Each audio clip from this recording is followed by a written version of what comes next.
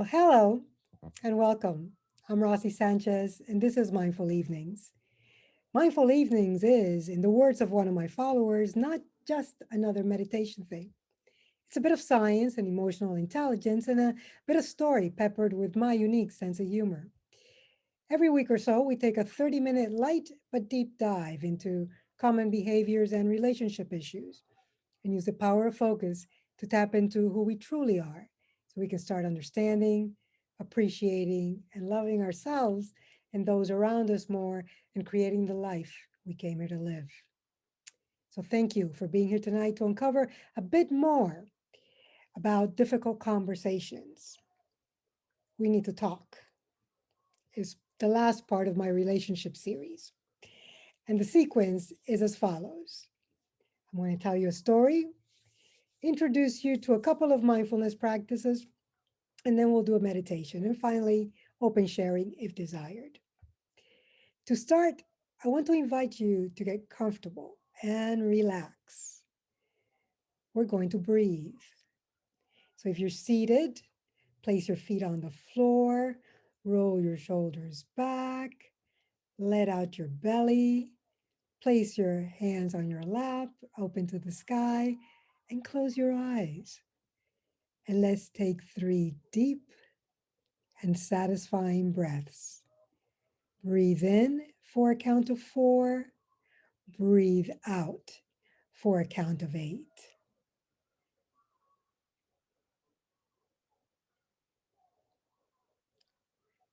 One more time. Breathe in for a count of 4. Breathe out for a count of 8. And again.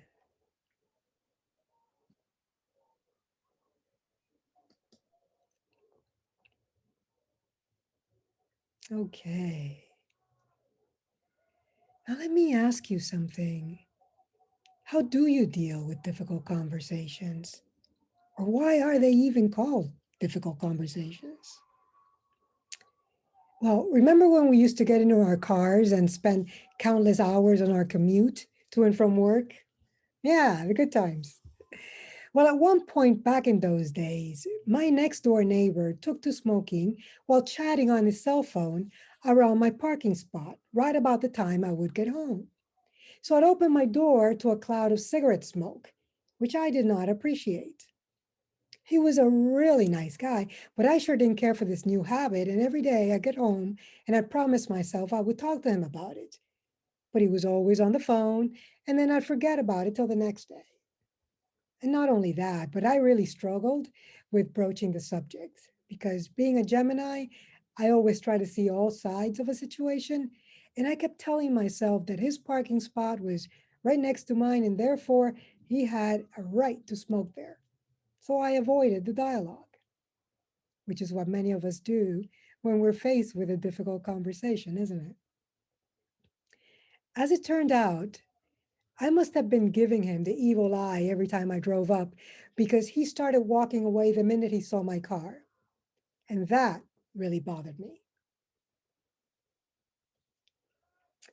Eventually, he and his wife moved out, and I was never able to have this conversation with him. And you're probably asking, well, what was the problem? Well, you got rid of the problem. Yes, I got rid of the problem, but I know I missed a great opportunity to connect with him openly and honestly. He would have learned a bit about me, and I would have learned a bit about him. And I would have left the negative emotions right there on the carport. But the best part would have been that I would have conquered the fear to have that difficult conversation in the first place. And having that conversation would have given me more confidence to have others. Even if he had reacted negatively, it would have been a good opportunity for me to flex my communication muscles. Hi, William. So, how could I have handled that conversation effectively? I could have prepared for it. Yes, just like you prepare for a presentation or a speech, you can prepare for a difficult conversation by following these 5 steps recommended by the Harvard Negotiation Project. So here we go. Step number 1, go through the three conversations. What am I talking about? The reason difficult conversations are difficult is because they're complex. In fact, there are three conversations in one. There's the content conversation, the what happened. Just the facts, ma'am, nothing but the facts. Every time I come home from work, my neighbor is standing by my car, smoking and talking on his cell phone. Fact. Then there's the feelings conversation. What emotions are involved? Here's where it starts to get a little tricky. It's not how the other person is behaving, but how you're internalizing it, how you feel about the behavior. Simply put, I was pissed and took it personally. How dare he smoke in my space? Doesn't he realize I gag at cigarette smoke? Of course not. I hadn't told him. So that's the feelings conversation. And the third conversation, the real doozy, is the identity conversation. What does this say about me? What's at stake for me here? The identity conversation is very personal and almost always involves one of these three questions. Am I competent? Am I a good person? Am I worthy of love and respect? The way I was internalizing the situation was that he was not respecting my space. So, me not being worthy of respect. That's where it was hitting me. But I rationalized it by telling myself it was his space too. So, I was really battling myself, my own sense of worth, without ever giving this guy a chance to prove me wrong, to let me know I had every right to breathe when I got home. So that is step number one, go through the three conversations. Step number two, decide whether or not to raise the issue. And you do that by questioning your motives. Ask yourself, A, am I trying to solve a problem? Or B, am I trying to make him feel bad? For me, it was definitely A. I was trying to solve a problem for myself. I wanted to be able to breathe when I got out of my car. And the fact that I was pissed when I drove up and I didn't want to be mad when bringing up the subject was one of the reasons I never did talk to him about it. So you go into step number three.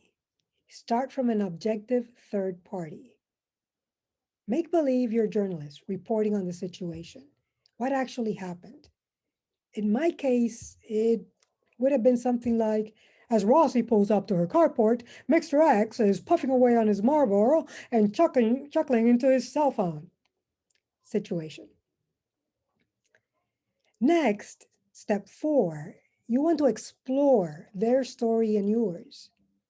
It's really important to not cast blame or accuse the other person, but rather look to learn from the experience. I mean, be curious and listen intently. It's important to take in what the person's saying, what their pain points are, so that you can then address them when it's your turn and come to a consensus on how to resolve the issue. My story would have been, I need to let you know that cigarette smoke really bothers me. My parents smoked most of their life. My father died from emphysema. My mother has COPD. I suffer from bronchitis from, guess what? Secondhand smoke. Therefore, I don't want anything to do with smoking. His story could have been something like, my wife doesn't allow me to smoke inside the house. And so I come out here and then just stand around. So if I don't want to stand around like a doofus, I take the opportunity to speak to my friends on the phone. I love my car and being next to it makes me feel like I'm home. Sounds logical, right? That could have been his reasoning. And lastly, there's step number five, problem solve. If you've both listened well to each other, now you can focus on the big concerns and try to create a solution that works for both of you. Having both heard our individual stories, he might have decided to either smoke earlier or later in the day so it's not to coincide with me driving up, or he could have moved out elsewhere, which he ultimately did. Or I could have opted to park elsewhere. Nah, I'm paying for that spot. I'm not moving. Just kidding. In all truth, the conversation can have been very eye opening for both of us. It might have even made us friends. Who knows? So if you go into a conversation with the intent of learning and connecting as opposed to dictating or giving ultimatums, you may find that the outcome is nothing but great. Even if my neighbor would have reacted negatively to my conversation and decided he had every right to smoke wherever he wanted to, while a very different dialogue might have ensued, if I had been more in touch with my feelings and more aware of his, this could have still been a learning opportunity. I mean, don't you love it when an interaction that starts off with some hiccups or negativity suddenly you turn it around and you have the most positive view of that person? Listening intently and putting ourselves in the other person's shoes are two practices that cannot be overstated enough. Yet, when we're triggered by the four little words, we need to talk, those good practices can easily go out the window, but they shouldn't. In fact, there's a premise you should keep in mind, and that is that impact is not intention.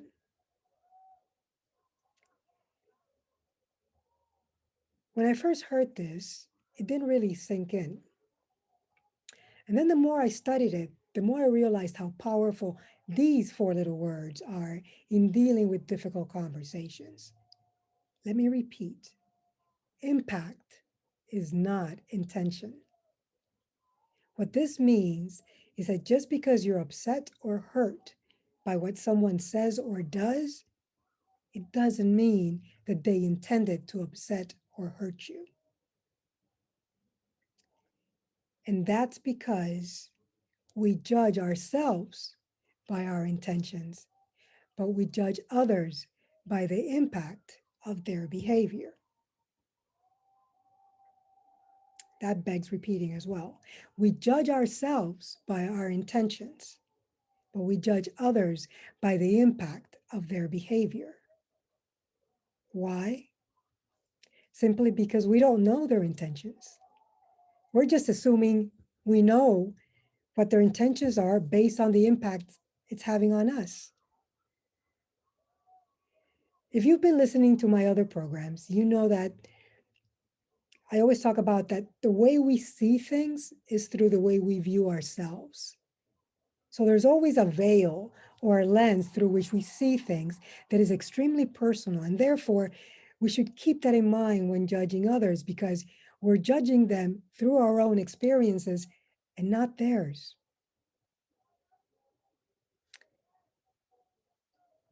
Another key insight to keep in mind are those three identity issues. The am I competent? Am I a good person? Am I worthy of love and respect? And if you think about it, these questions are at the heart of most of our interactions and most of our reactions, whether we recognize it or not. Again, there's that veil of our experience that we're looking through.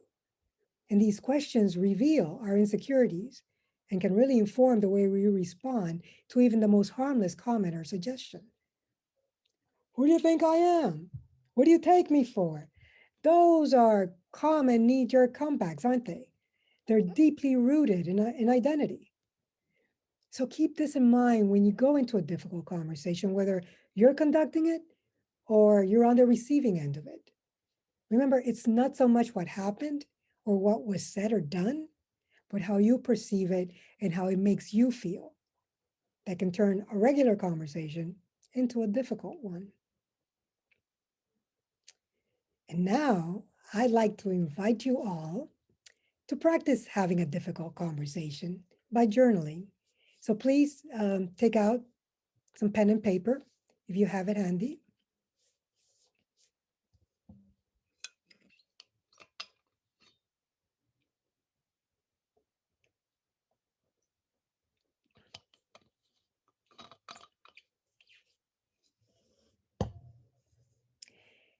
And now I want you to think about a difficult conversation you once had, one you know you need to have, or one that you'd like to have. Don't know why, but anyways, Or use this as good practice for any future conversations. Now, keep in mind that you're going to do this exercise not just for yourself, but also for the other person with whom you're having the conversation. So it's a two-part exercise. So the first thing you want to write down is the content conversation. What happened? So just objectively state, from a journalist's point of view, if you will, what happened. Just the plain facts.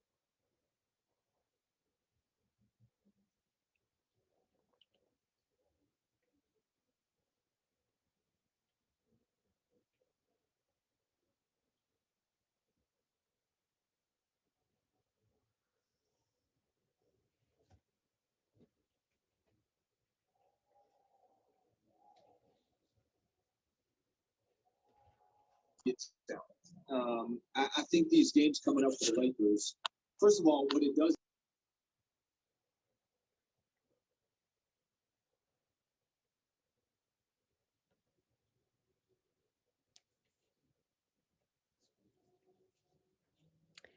Next, you're going to write down the content of the feelings conversation, how this situation made you feel.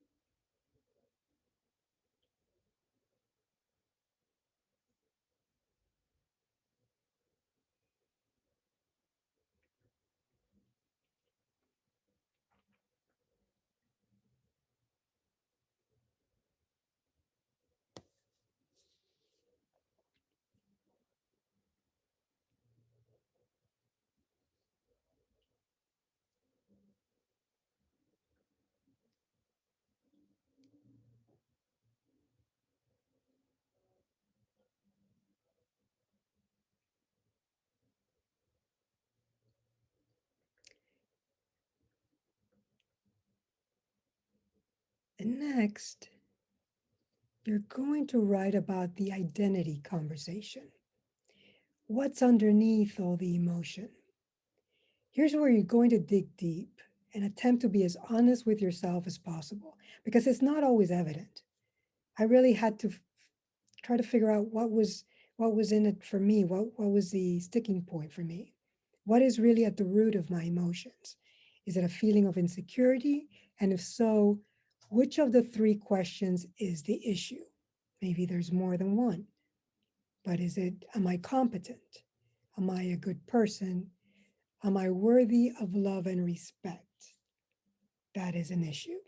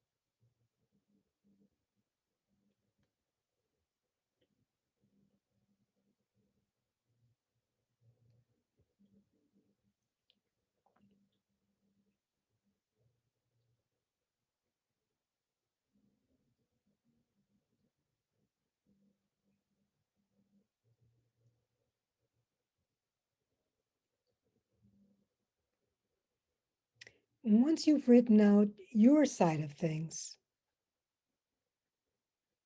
now it's time to write from the perspective of the other person.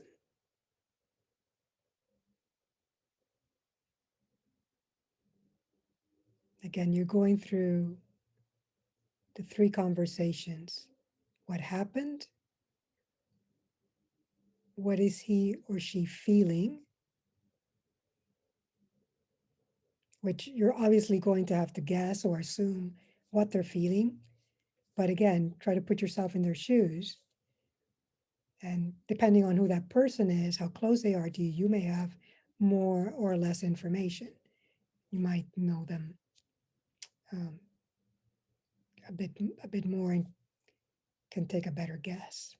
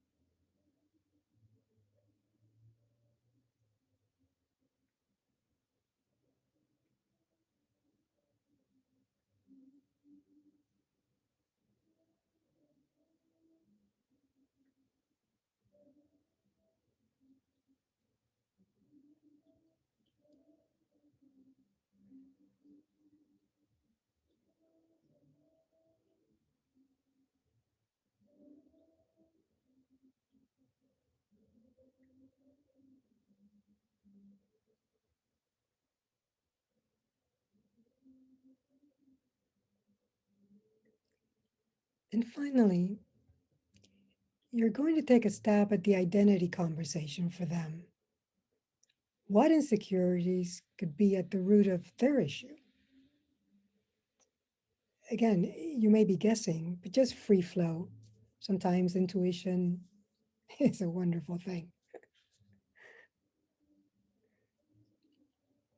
So just try to think of, could they be feeling that they're not competent, that they're not a good person, or that they're not worthy of love and respect?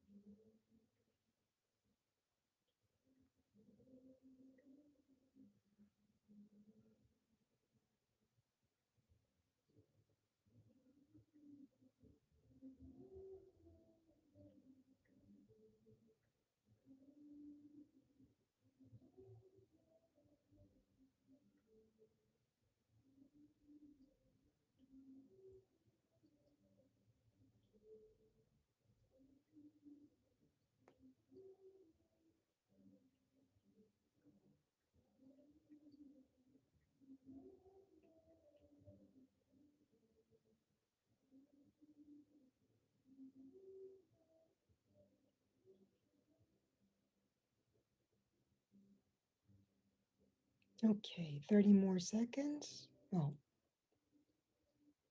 20.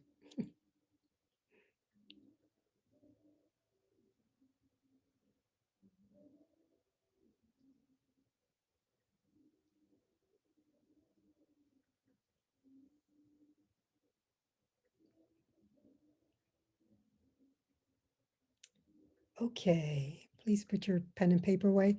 I don't have to tell you this, but of course you can always come back to this practice and fill in some more blanks and enlighten yourself a little bit more.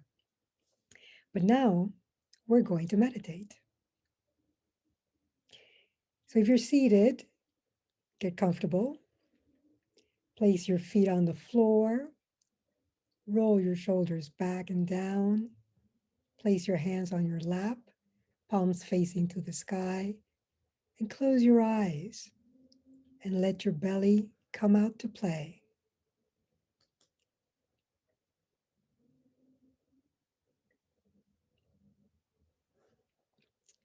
And let's take 3 deep and satisfying breaths. Inhale for a count of 4 and exhale for a count of 8.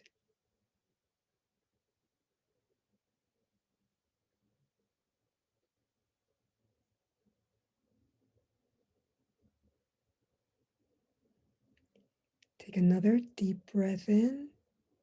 Again, breathe in for 4, breathe out for 8, and focus on relaxing your body.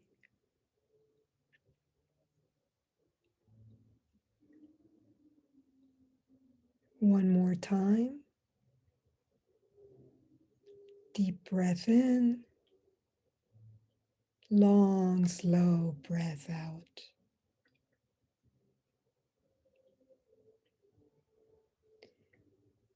Now, for the next minute, breathe normally and just observe your breath as it comes in and out through your nostrils. Notice if it changes just by the mere fact that you're observing it.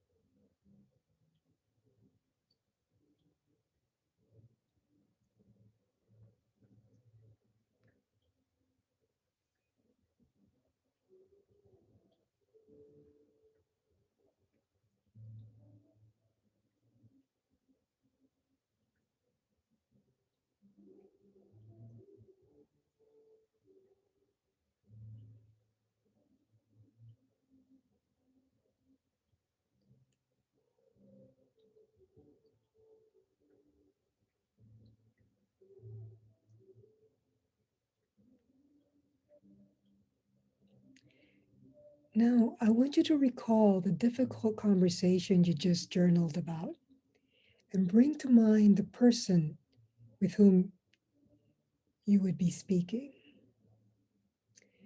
Once you can visualize that person, please repeat the following sentences in your mind. This person has a body and a mind just like me. This person has thoughts and emotions just like me.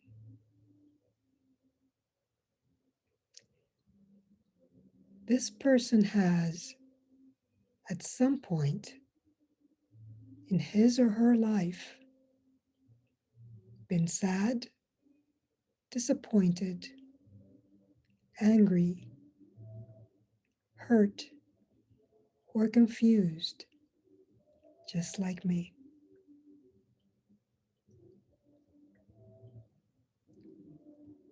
This person has, in his or her life, experienced physical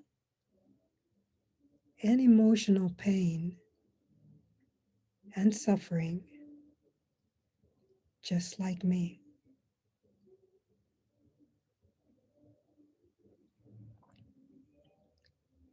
This person wishes to be free from pain and suffering,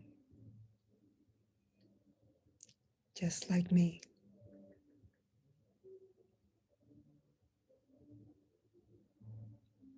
This person wishes to be healthy and loved and to have fulfilling relationships, just like me.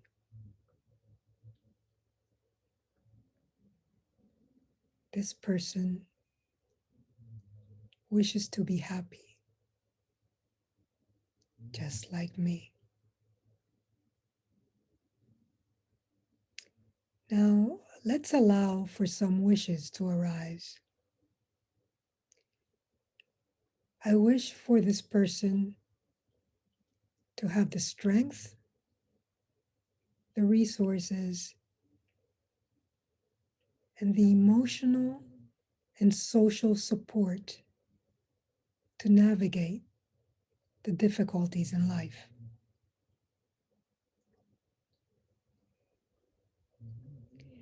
I wish for this person to be free from pain and suffering.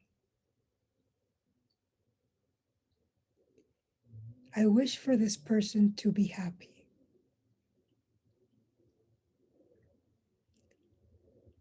I wish for everybody I know to be happy.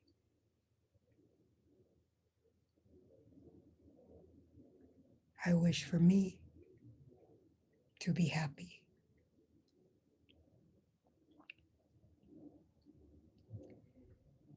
Now, I want you to visualize that which makes you happy. But rather than imagine places, people, or things outside yourself, visualize activities you love to do that make you happy. Is that reading, gardening, tinkering with cars, or singing? Whatever it is, recall very personal activities that give you great pleasure and joy, and do them in your mind for the next 2 minutes.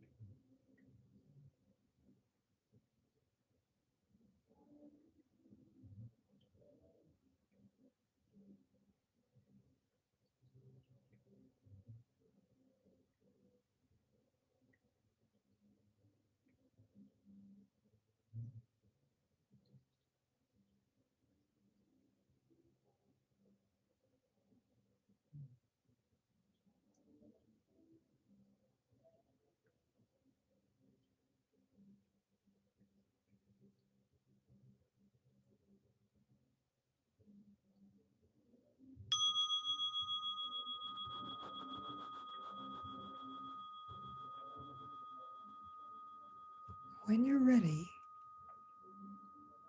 you can open your eyes.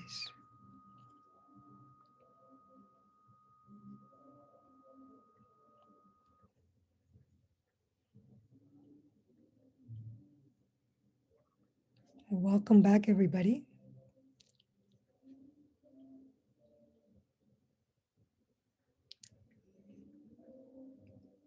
So, how was that little trip down difficult conversation lane?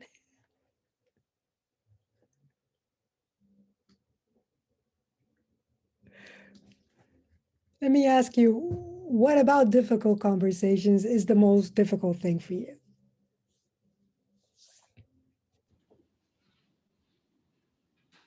Is to address the issue with the person. To be vulnerable. Yeah. Sure. Yeah, that was exactly my issue with my next door neighbor. I kept telling myself all these, these reasons why he had every right, but really, that could have been a really simple conversation. Hey, look, dude, I can't breathe when you're smoking. you know, can we figure this out somehow? Of course, not that way, but I made it into a difficult conversation. It was not supposed to be a difficult conversation in my mind because of my emotions, because of am I worthy of, the respect of this person, et cetera, et cetera. Then all of a sudden it was a huge conversation that never took place, unfortunately. I think there's also a huge fear of judgment from other people. And I think we live in fear of judgment of other people. And so that often propels us to, or not propels us, it like halts us from even beginning to have that conversation. And when we can get past the idea that other people's opinions really don't matter because they're not paying my bills or what, that they don't really matter that much in my life, then those conversations get easier, but not always quite there yet. But it's not only that, it's the fact that when you do take that step and you do have that conversation, oh my God, it could be so different from what you had anticipated. Again, you could be best buddies or, maybe, oh yeah, I'm so sorry, whatever. It's all of a sudden you bond over whatever, something else that was said. And next thing you know, it just turns into something totally different. It's not even really that there is judgment on the other side. It's that there's the fear of it. Mhm. That's the thing. Is that there's that dreaded thing, but that's an unknown too. Like, you don't know what people are actually thinking. You just kind of spin it up. And Yeah, I'm thinking when you said the unknown is like how they will respond. That's one thing is like I don't know how they're going to respond to. I can try to phrase it and do like a really good job at thinking how I will communicate, and it's how they receive it and respond to it. Throws me or could throw you off. And you have no control. That's one thing you have no control. But as long as you're happy with yourself, I mean, I would have been really happy to just broach a subject and then see what happens. But the fact that I never got to it, that really still bothers me. That I just made a mountain out of a molehill. It was not a big deal. I liked what you said about the intention and impact. Yeah. Usually we perceive things that affect us by the way they impact us. Yeah. And we don't really understand the person's intention of doing what they're doing. They may be not meaning harm or taking advantage or disrespect of us, but that's the way it impacted us. We start feeling that they are taking advantage or they're disrespecting of our um, uh, you know Your person. of us. So maybe if we think why they are doing what they're doing and see their approach, that's why I think discussions are very important.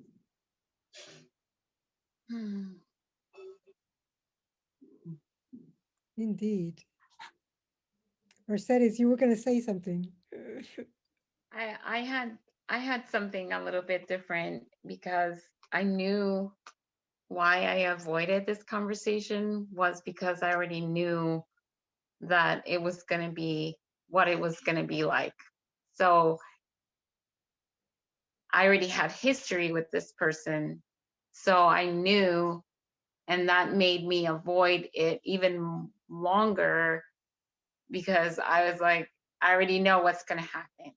I already know this is going to go this way. And so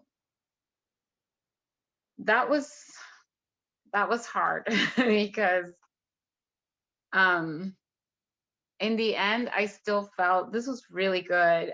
I still felt I think what I got out of this exercise was that I got the identity, like what was underneath it, for what underneath it was that I did I didn't feel respected. I didn't feel valued, and seeing that for me now is validation for me. Like, yeah, like I wasn't wrong. Like I already knew that this was something of dynamic with this person. So it's just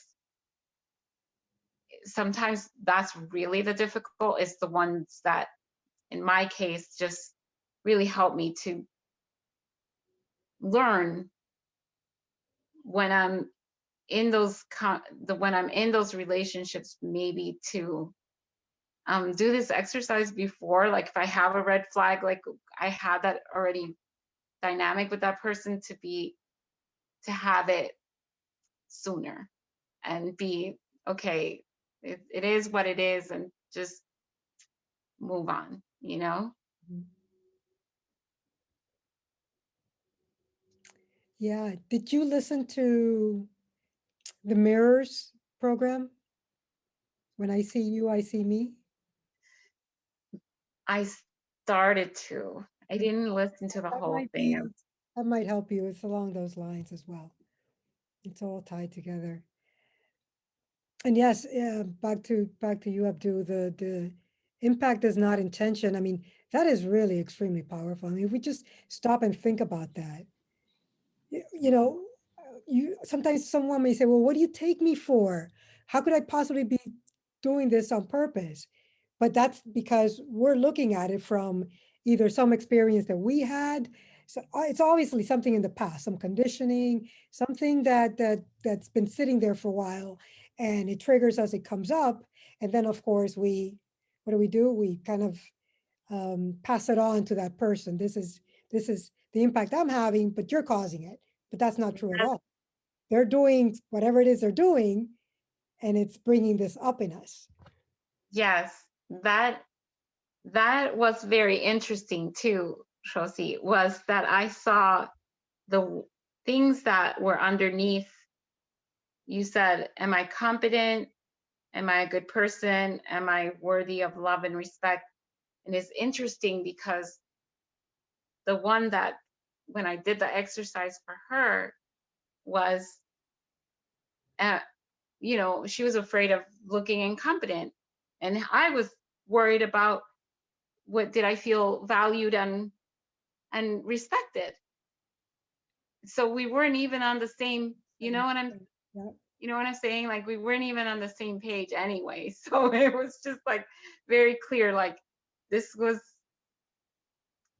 how it was going for her. And that was just, we weren't on the same thing. Would have been interesting if it was, I don't know if that makes sense what I was saying. No, it is. But by you recognizing that it was a competency thing on her part, Hmm. if you now know this and you have to have another conversation with her, you can basically lift her up, right? Recognize that she is competent, or whatever it is that you feel is true. Obviously, you're not just going to put things out there, but if you really think, no, truly you are this and that, and you're competent, you do your job well, whatever the case may be, then all of a sudden you do start to have like a a level playing field, because all of a sudden she may say, well, and you are, you know, this. And so you might at some point get together, Hmm. recognizing each other's, maybe you have these perceptions, but you truly have these talents or these gifts or, you know, these strengths. And so when you do that, it's like, oof, okay. Yeah, otherwise, people think you're going Sorry, I don't want to dominate the thing, but the last thing that I want to say about it is that the whole time I thought that she was making me feel like I was incompetent, but it now that I did this exercise, I was like, oh no, she wasn't making me feel like I was incompetent. That's what she was feeling. I was feeling something different. there you go. Mm. Aha. Yeah, very interesting. Thank you. Oh, you're quite welcome. You're quite welcome. Yeah, I love this theme because it is, you know, I mean, we all have to go through it, whether it's, you know, you're asking for a raise or, you know, it's, you know, the we need to talk, of course, that's typical for couples, right? The minute the guy hears we need to talk, it's usually the woman that says we need to talk. And the guy's like, okay, I'm out of here. And so those are dreaded words, but when you kind of figure out how to do it and put yourself, even before you have the conversation, how could he be looking at this? Or, you know, how is he going to take it? You know, if you know the person well, you know what their issues might be. And so you know, you don't attack or blame, you just, you kind of, you know, try to get to that level playing field, how to build them up and then explain, right? What it is, because it's usually about expectations. You're not meeting the expectations, or something needs to change, or something needs to go, or yeah, yeah. Terrence, I know you came in late. So good to see you. Will you get the recording? Anyone else have anything to add?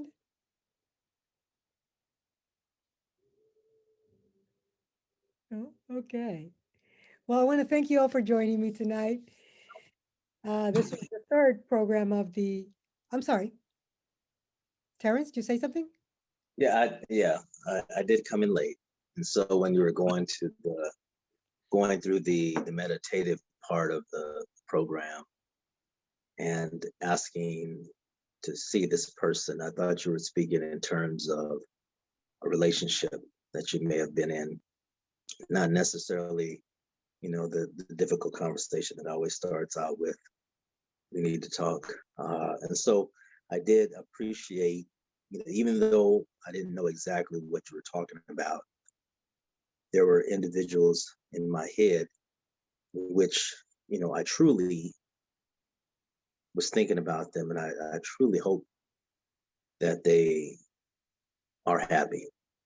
Um, you know, Past relationships, friendships, whatever it may be, that whatever impact that I may have had on their life, that I, I think I don't hold any bitterness. And I think that that's what I thought the exercise was about, was kind of releasing, maybe possibly, if you hold bitterness or resentment or regret towards a person, that now being able to wish things upon them.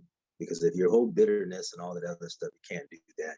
You don't want to see them happy. You don't want to see them smile. You can't recognize them as a person, and they are. And what I've learned is that, looking back on friendships, and we all have our different perspectives, but um, it's normally, just like what you said, is based upon their past, and sometimes how they come at you is not necessarily about you, but it's about what they've experienced. It's about their backstory. And so I'm very aware of that now. And I try to be, um, with any relationship, that's it, with my kids, with whatever may be, um, just trying to understand where they're coming from. So anyway, that's all I have to add. No, I'm so glad you brought that up, because that is a practice, a mindfulness practice that I've started using for a couple of years now, and it radically changes you in a very basic way. I mean, when I walk my dog every morning, every afternoon, or wherever I happen to be, if I just see people walking, I'll just in my mind I'll go, may you be well, may you be happy. And I may know them, I may not know them, it doesn't matter. But the mere fact that I say that immediately keeps me from having any kind of judgment or bad thought about them or anything. It's like magical because I can't be judging them and wishing them well. It just, your mind just can't do that. At least my mind can't do that, but I know that is the exercise. It's like, wow, instead of judging, oh, look at that person, oh, what are they doing? Oh, it's just like if you just say those few words, all of a sudden you pass them and it's like nothing. You forget about them, but as opposed to maybe picking on them because they're doing something that you dislike or whatever it may be. I mean, we're complex individuals and we always have our noses in other people's business, right? So, but those simple words of may you be well, may you be happy are really, it's a great practice to have. I highly recommend it. So I'm glad you brought that up. Well, I want to thank you all for joining me tonight for this. This is the third part of the relationship series, and I hope you've gained some insights into how to conduct more effective conversations so as not to make them difficult.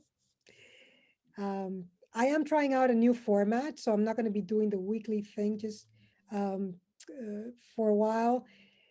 I'll continue to post to YouTube, continue to post to Instagram and Facebook. And I have all my programs, all the series and everything on my mindfulness, my Mindful Evenings channel on YouTube. The next time we meet will be March 17th. It'll be St. Patty's Day. So feel free to bring a beer and come in costume. We'll be fine. I'll tailor the meditation accordingly. No, just kidding. But again, I'm here, I'm available. You can email me, text, phone, or just go to YouTube and subscribe to the channel. Make it Thank an you, awesome Rossi. rest of your week. I'm Rossi Sanchez, and this is Mindful Evenings. Good night. Good night. Thank you, Thank you. Rossi. Thank you, Bye. Thank you everybody. so much, Rossi. Good to see everyone. Thank you. Bye. Bye. Good night.